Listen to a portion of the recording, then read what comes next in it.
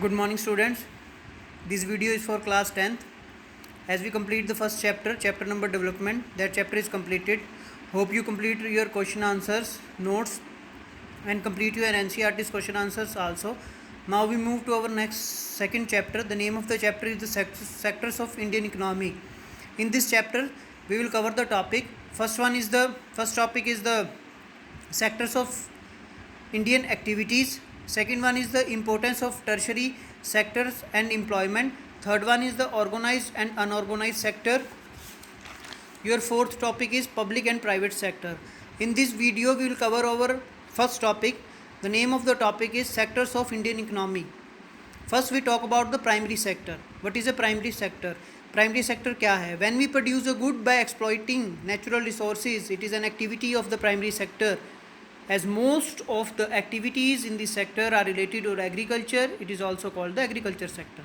Primary sector वो sector है when we produce a good by exploiting natural resources. अब हम नेचुरल रिसोर्सेज को एक्सप्लॉइट करते हैं, लैंड को, वाटर को एक्सप्लॉइट करके उससे कुछ ना कुछ तैयार करते हैं, कोई रॉ मटेरियल तैयार करते हैं या कुछ चीज़ें तैयार करते हैं, तो हम उसे प्राइमरी सेक्टर में रखते हैं. एग्रीकल्चर सेक्टर, इसे एग्रीकल्चर सेक्टर क्योंकि ज़्यादातर जो है ये सेक्टर एग्रीकल्चर से रिलेटेड है. जैसे एग्रीकल्चर है सारा का सारा, फार्मर्स जो हैं वाटर की हेल्प से, सनशाइन की हेल्प से, लैंड की हेल्प से, सोइल की हेल्प से जो हैं फसलों को उगाते हैं और उसे मार्केट में सेल करते हैं. तो they are exploiting the natural resources. तो that sector is called the primary sector. Fishing है, fishing is also come in the category of the primary sector. Mining है, mining is also come in the primary sector. और forestry है, forestry is also come in the primary sector. तो ये सारे sector primary sector में ही आते हैं. तो सारी जो एक्टिविटीज़ हैं प्राइमरी सेक्टर में इंक्लूड है. तो प्राइमरी सेक्टर, इन सब एक्टिविटीज़ को हम प्राइमरी सेक्टर बोलते हैं. Next we talk about the secondary sector. Secondary sector क्या है? The secondary sector cover activities in which natural products are change into other forms through ways of manufacturing that we associate with individual activity. This is also called the industrial sector. Secondary sector क्या करता है? Primary sector से raw material को लेता है और उसे ready material में चेंज कर देता है. तो जितना भी सारी इंडस्ट्रीज़ हैं, जितना भी इंडस्ट्रियल सेक्टर है, that is come in the category of the secondary sector. जितना भी मैन्युफैक्चरिंग इंडस्ट्रीज़ है that is come in the category of the secondary sector.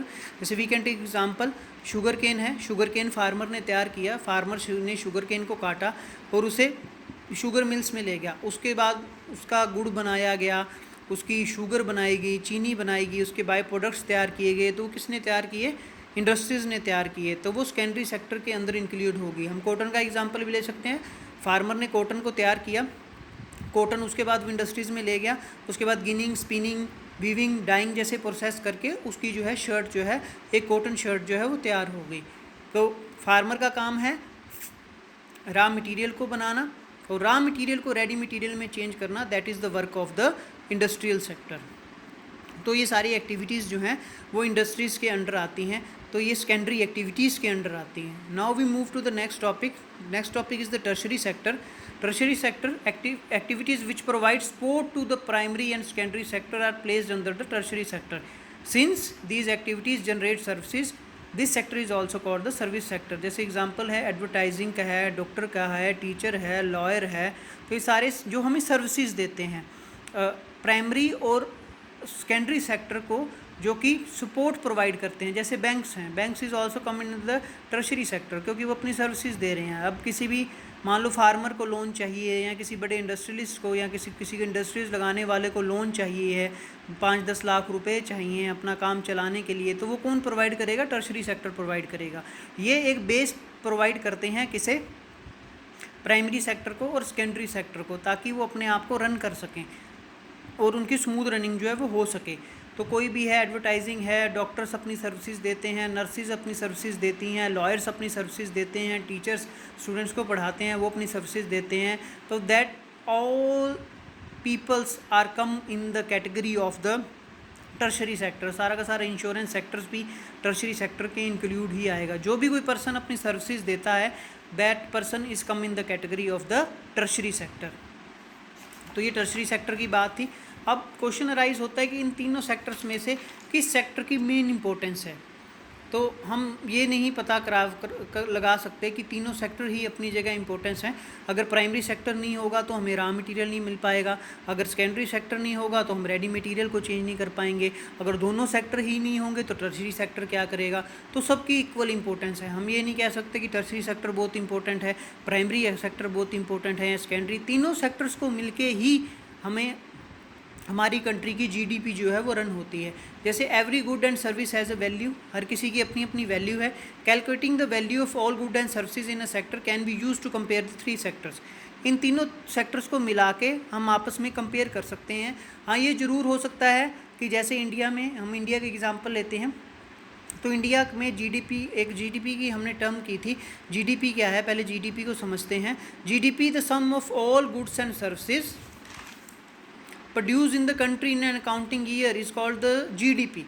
तो वो जीडीपी है। जीडीपी की फुल फॉर्म रहती है ग्रॉस डोमेस्टिक प्रोडक्ट, कि प्राइमरी सेक्टर का कितना प्रोड्यूस हुआ, सेकेंडरी सेक्टर का कितना प्रोड्यूस हुआ, टर्शरी सेक्टर में कितना कुछ प्रोड्यूस हुआ। तो ये सब कुछ जो है इन तीनों को मिला के जीडीपी है। हो सकता है कई बार प्राइमरी सेक्टर ज़्यादा जीडीपी में कंट्रीब्यूट करे, हो सकता है सेकेंडरी सेक्टर करे। इंडिया में वैसे अभी तक सबसे ज़्यादा कंट्रीब्यूशन प्राइमरी सेक्टर का ही रहता है। उसके पीछे एक बहुत बड़ा रीज़न ये है कि हमारी 52% से ज़्यादा पॉपुलेशन जो है वो प्राइमरी एक्टिविटीज़ में अभी तक लगी हुई है। सेकेंडरी और टर्शरी एक्टिविटीज़ में बहुत कम लगे हुए हैं। अगर हम अब्रॉड कंट्रीज़ की बात करें, अमेरिका की बात करें, ब्रिटेन की बात करें, तो वहाँ पे सर्विसेज सेक्टर ज़्यादा है, वहाँ की जीडीपी सर्विसेज सेक्टर से ज़्यादा आती है। जैसे we can take example, farmer है, फार्मर अपनी वीट को 8 रुपीज़ पर केजी में सेल करता है। आगे उसे ट्रेडर ख़रीदता है, वो उसका आटा बनाता है, फ्लोर मिल में जाके उसका आटा बनता है, वो उसे आगे 10 रुपीज़ पर केजी में सेल कर देता है। आगे फिर कोई बेकरी वाला है, मैन्युफैक्चरर है, वो उसके कुकीज़ तैयार करता है, बिस्किट्स तैयार करता है और उसे 60 रुपीज़ पर केजी में सेल कर देता है। तो अब हम इन तीनों में से सबसे जीडीपी में किसे रखेंगे? हम इन तीनों में से जीडीपी पे रखेंगे 60 रुपीज़ पर केजी को, क्योंकि 8 और 10 रुपीज़ इसमें इंक्लूड हो चुके हैं। बिस्किट तैयार हुए हैं तो आटे से ही हुए हैं, कनक से आटा बना, आटे से बिस्किट बने, तो ये दोनों जो हैं ये जीडीपी में इंक्लूड हो चुके हैं। तो हम 60 रुपीज़ को जीडीपी में लेंगे। जैसे इंटरमीडिएट गुड्स है, are used of providing final goods, ये हमारे पास फाइनल गुड्स आ गई हैं 60 रुपीज़ पर KG, that is included in the final goods. The value of final goods already include the value of the intermediate goods. ये intermediate goods हैं, इनकी help से इस चीज़ को रेडी किया गया है।